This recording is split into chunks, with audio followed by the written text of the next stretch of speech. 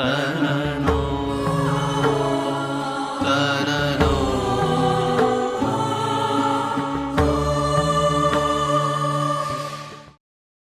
हमारे गुजरात राज्य के अग्र शिक्षण सचिव IAS आदरणीय श्री विनोद राव जी जुड़े हुए ही है, आरंभ से ही आप जुड़े हुए हैं, आप मार्ग में हैं और यहाँ आपकी मंजिल सांदीपनी तक आप पहुँचने वाले हैं। लेकिन कार्यक्रम की जो रूपरेखा है उस अनुसार अब आपके द्वारा यहाँ पर मांगलिक प्रवचन होने वाला है, आपके द्वारा उद्बोधन होने वाला है। तो अब आपके विशेष परिचय के लिए मैं हमारे श्री बाबड़ेश्वर संस्कृत महाविद्यालय के प्रधानाचार्य और हमारे सांदीपनी विद्यानिकेतन के ही ऋषि कुमार डॉक्टर श्री बिपिन भाई से निवेदन करूंगा कि आप आइए और हमारे अग्र शिक्षण सचिव आदरणीय श्री राव साहब का परिचय हम सभी को बीच में रखें। नमो नमः तस्मै श्री गुरवे नमः। अस्माकं 37तमोऽयं वार्षिकोत्सवः, तत्र समेषां विदुषां सज्जनानां हार्दं स्वागतं करोमि। अस्माकं महत् सौभाग्यमस्ति यत् अद्य दिने अतिथिरूपेण ये समुपस्थिताः अस्माकं मध्ये भविष्यन्ति ते सन्ति अग्रसचिवस्वरूपाः श्री विनोदजी राव महाभागाः। तेषां यदि परिचयः वक्तव्यः भवति तदा तेषां गुणगणदर्शनं, कार्यदर्शनं, स्वभावदर्शनं च। गुणाः तेषां नाम्नि एव विद्यन्ते। यथा राव शब्दः रु शब्दे धातोः निष्पन्नः। रु रावः इत्यस्मिन् अर्थः, तत्र अर्थः वर्तते शब्दः। शब्द नाम ब्रह्म। ब्रह्मणि आनन्दः विनोदः सदैव विद्यते। एतादृशाः विनोदराव महाभागाः। तेषां स्वागतं, तेषां कार्यं, तेषां स्वभावम् अतीव सरलं विद्यते। अहं यदा ते गुर्जरराज्ये समागताः तदानीं कालपर्यन्तम् अधुनापि सर्वे शिक्षकाः अपि तैः शिक्षिताः इति अतिशयोक्ति नास्ति।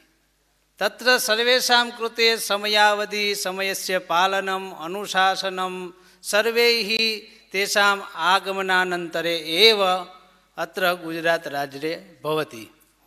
एवञ्च गुजरात राज्ये शिक्षणपद्धतेः परिवर्तनमपि तैः एव कृतमस्ति। स्वभावेन पश्यामः तर्हि वयं सर्वे चतुर्वर्षेभ्यः पूर्वं गुजरात संस्कृत पाठशाला शिक्षण मण्डलस्य अध्यापकाः तत्र मेलनार्थं तेषां कार्यालये गताः। अद्यावधि संस्कृतराज्यस्य संस्कृत महाविद्यालयानां कृते सर्वकारेण याः स्पर्धाः भवन्ति, राज्यस्तरीयाः स्पर्धाः, तेषां सहयोगं किमपि न दत्तवन्तः ते अधिकारिणः। किन्तु रावमहोदयाः यस्मिन् वर्षे समागताः तेषां समीपे वयं गत्वा प्रार्थनाम् अस्माभिः कृता। तैः उक्तम् एवञ्च एतासां सर्वासां स्पर्धानां परिचयः अपि तस्मिन् काले अस्माभिः प्रदत्तः। तैः प्रशंसा कृता। एतत् कार्यं तु शास्त्ररक्षणस्य कार्यं वर्तते, एतत् कार्यं तु संस्कृतेः संरक्षणार्थं वर्तते। अतः अवश्यमेव अहं सर्वकारपक्षतः प्रतिवर्षं 8 लक्षरूप्यकाणि प्रदास्यामि इति तेषां वचनाद् एव अत्र अधुना चतुर्वर्षेभ्यः स्पर्धाः समायोज्यन्ते। तत्सर्वं सर्वकारेण समायोज्यते इति अस्माकं गौरवम्। एतादृशाः अस्माकं मध्ये अग्रसचिवस्वरूपाः विनोदराव महाभागाः उपस्थिताः सन्ति। अधिकं न वच्मि। पूर्वमेव उक्तं गुणग्राहिणः वयं स्मः, अतः तेषां गुणदर्शनं तेषां प्रवचनेन वयं कुर्मः इति अस्तु। जय श्री कृष्ण, प्रणामः। नमोस्तुते व्यास विशाल बुद्धे लारविंदायतपत्र नेत्र येन त्वया भारत तैल पूर्णः प्रज्वालितो ज्ञानमय प्रदीपः। गुरुस्थानीय परमादरणीय पूज्य भाई श्री, धर्मग्लानि के इस युग में धर्म संस्थापनार्थाय रात दिवस पुरुषार्थ में रत वंदनीय भाई श्री को मैं दिल से प्रणाम करता हूं। आज मेरे लिए सौभाग्य है कि इस कार्यक्रम के द्वारा सनातन धर्म के रक्षण के लिए, सनातन धर्म को प्रज्वलित रखने के लिए इस संकल्प के साथ रात दिवस कार्य होने वाला इस संदीपनी आश्रम और गुरुकुल के इस कार्यक्रम में भाग लेके मैं अपने आप को धन्य समझता हूं। आज से 25 साल पहले जब मैं केरला राज्य के एलपी डिस्ट्रिक्ट का एक छोटे से गांव में मेरा ग्रेजुएशन कर रहा था, लगभग 1996 में, उस समय संस्कृत के प्रति अत्यंत प्रेम और संस्कृत भाषा सीखने के लिए इतनी तत्परता थी कि हमने उस गांव में एक संस्कृत पाठशाला चालू किया और मैं उस पाठशाला का कन्वीनर था। 1996-97 के कालावधि दरमियान वो संस्कृत पाठशाला के संचालक तरीके मैंने जो मुश्किल मैंने सहन की, एक अच्छा शिक्षक मिले, वो सिखाने के तरीके से सिखाएं, सीखने के लिए तत्पर हो ऐसे 20-25 लोग मिले और वो अपना 1-2 साल तक वो इंटरेस्ट जालवी सके। उसके लिए जो मुश्किलें सहन किया, उससे अनुमान लगा सकते हैं कि हमारे देश में हमारे संस्कृति को जागृत रखने के लिए कितना कम मेहनत हो रही है या कितना प्रतिकूल वातावरण है। इसलिए हम इस समय काल में पसार हो रहे हैं जहां संस्कृत सीखना, हमारी परंपरा का, हमारा वेदों का, उपनिषदों का, पुराणों का अध्ययन करना बहुत ही अनफैशनेबल बन गया है। हमारा नया पीढ़ी है जिसको भागवत पुराण और भगवत गीता के बीच में क्या अंतर है वो भी मालूम नहीं। भगवत गीता महाभारत का एक पार्ट है, वो भी बहुत कम लोगों को मालूम है। इस समय काल से जब हम पसार होते हैं तो रात दिवस मेहनत करके इस संस्था के माध्यम से हजारों विद्यार्थियों को तैयार करना और इस सनातन धर्म को प्रज्वलित रखने का प्रयास में अविरत आप सब मेहनत कर रहे हैं। आप सबको मेरे दिल से वंदन करता हूं। पूज्य भाई श्री को हम 25-30 साल से सुन रहे हैं। जब आस्था चैनल केरला में भी हम अपने घर से देखते थे तो इतनी खुशी होती थी भाई श्री को सुनते। मेरा सौभाग्य था, आज से 19 वर्ष, लगभग 18-19 वर्ष पहला हूँ महुआ प्रांत में प्रांत अधिकारी था, भावनगर में। 2002 में पूज्य भाई श्री की कथा महुआ में आयोजन किया गया।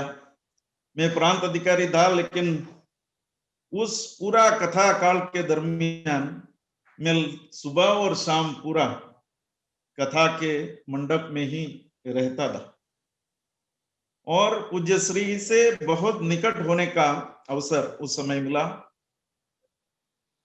2003-4 समय दरमियान लगभग 2003 के अंत में या 2004 के जनवरी फरवरी महीने में मुझे सांदीपनी आश्रम पोरबंदर आने का भी अवसर मिला और मैं उस याद को बहुत धन्यता के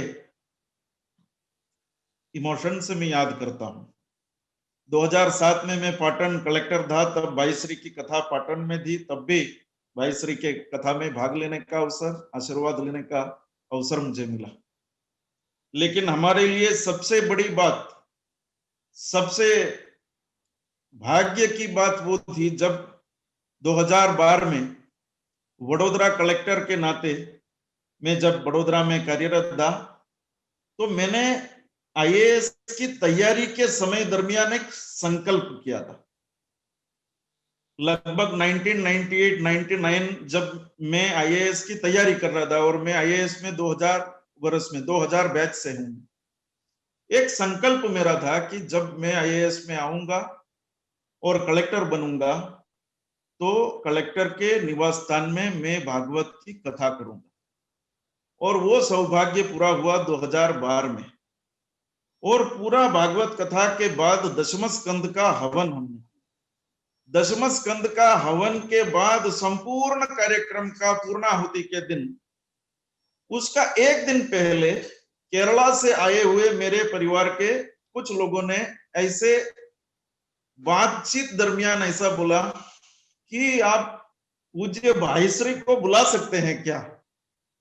तो ऐसा ही मुझे स्ट्राइक हुआ, इंस्पिरेशन मिला। गौतम भाई से बात हुई, दूसरे भी एक दो लोगों ने उसमें मदद किया और मेरा अहोभाग्य था कि उस कार्यक्रम के अंतिम वो पूर्णाहुति के समय दरमियान हमें आशीर्वाद देने के लिए पूज्य भाई श्री अपना पूर्व निर्धारित कार्यक्रम में फेरफार करके हमारे निवास स्थान में आके हमको आशीर्वाद दिया। तो आज हम दिल से उस यादगिरी कभी हम भूलेंगे नहीं। हम अपने आप को धन्य समझ रहे हैं। आज शिक्षण सचिव के तौर पर आपके बीच में आने का सौभाग्य मिला। आज आप सबके साथ एक बहुत ही बड़ी बात राज्य सरकार ने जो अभी 2 महीने पहले किया, आपसे वो बात शेयर करना चाहूंगा। स्कूल एजुकेशन में पहली बार हमने संस्कृत बोर्ड की रचना की। संस्कृत यूनिवर्सिटी तो कार्यरत है, अपना कार्यक्षेत्र में वो कार्यरत है, लेकिन स्कूल एजुकेशन के साथ संस्कृत को जोड़ने का प्रयास। वैसे तो स्कूल एजुकेशन में फर्स्ट स्टैंडर्ड से गुजराती है, थर्ड स्टैंडर्ड से हिंदी है, फोर्थ स्टैंडर्ड से इंग्लिश चालू होता है और 7th स्टैंडर्ड से संस्कृत चालू होता है। लेकिन जिस प्रकार की गंभीरता से संस्कृत को बालकों के अंदर एटलीस्ट उसका बेसिक्स आए, उसका प्रयास होना चाहिए, शायद उतना प्रयास नहीं हो। इसलिए इस विषय को टारगेटेड और फोकस्ड वे में इफेक्टिवली आउटकम ओरिएंटेड कामगिरी हो, उसके लिए संस्कृत बोर्ड की रचना की और एक ही महीने पहले, 1-1.5 महीने पहले बोर्ड के चेयरमैन और बाकी लोगों का नियुक्ति हुई। मैं आप सबको मेरे ओर से संकल्प बताता हूं कि इस संस्कृत बोर्ड को, स्कूल एजुकेशन में संस्कृत को स्ट्रेंथन करने का एक असरकारक माध्यम हम बनाएंगे। और मेरा व्यक्तिगत संकल्प है कि आने वाले दिनों में एटलीस्ट बेसिक्स ऑफ संस्कृत, आज जब ये जूम वीडियो कॉल के द्वारा कार्यक्रम देख रहे थे, जिस ऋषि कुमार ने भगवत गीता का एक एक श्लोक याद करके, कौन सा अध्याय का कौन सा श्लोक है वो याद करके जब बोला और वो सुना, तो खरेखर मुझे रोमांच हो गया। और मेरे दोनों बच्चों को ये सुना के उनके अंदर भी प्रेरणा मिली कि हम भी इस दिशा में प्रयत्न अभी से चालू। मेरा सौभाग्य रहा है कि मैंने बीए और एमए इंग्लिश में किया, लेकिन उसके बाद पीएचडी में management concepts and leadership lessons इन भगवत गीता, ये विषय पे मैंने पीएचडी किया। तो मेरे लिए ये सुनना, मतलब मैं उस विकार को कैसे एक्सप्रेस कर पाऊं मालूम नहीं। मैं दिल से उस ऋषि कुमार को वंदन करता हूं जिन्होंने ये आज प्रस्तुत किया। आने वाले दिनों में हमारे स्कूल में जो बच्चे तैयार होंगे, उसमें से ऐसे लोग आए जो आज ऋषि कुमार ने जिस प्रकार से प्रस्तुति की, उस प्रकार की प्रस्तुति कर पाए। जितना प्रयत्न फ्रेंच सिखाने में, जर्मन सिखाने में, स्पेनिश सिखाने में हमारे प्राइवेट स्कूल्स में प्रयास हो रहा है, उसका फ्रैक्शन ऑफ, उतना एक छोटा सा फ्रैक्शन प्रयास भी संस्कृत के लिए नहीं हो रहा है। तो प्राइवेट स्कूल्स को भी इस मिशन में जोड़ने के लिए हम प्रयास करेंगे।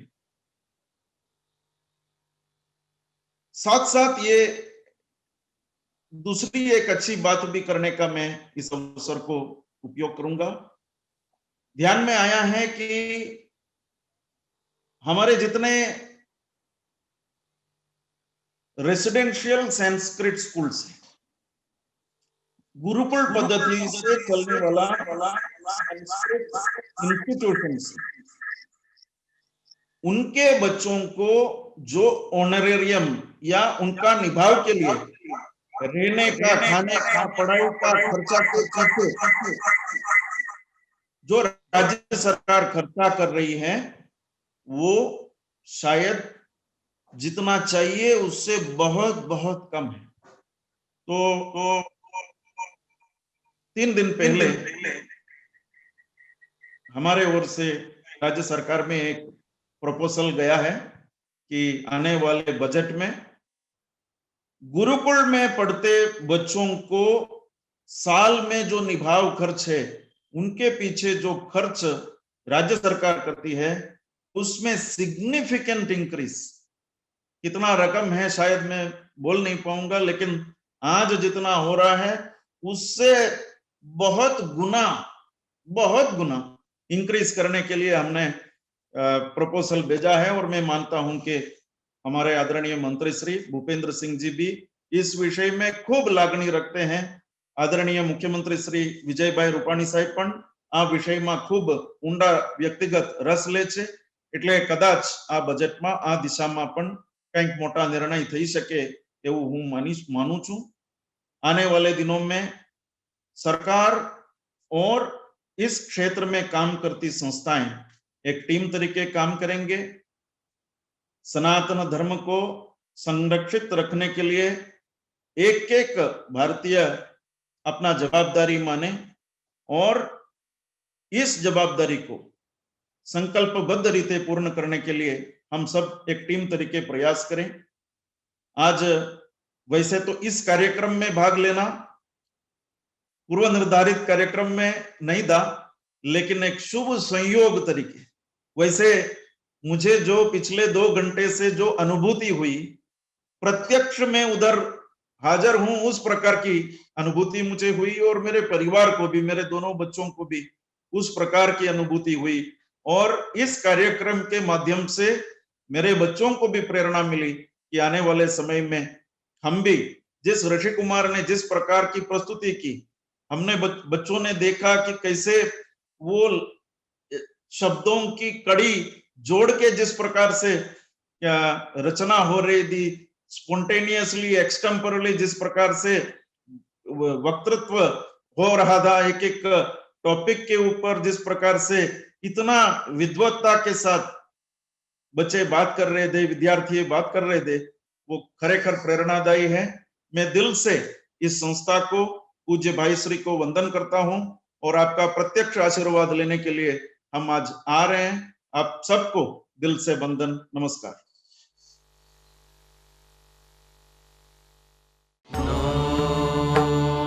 तन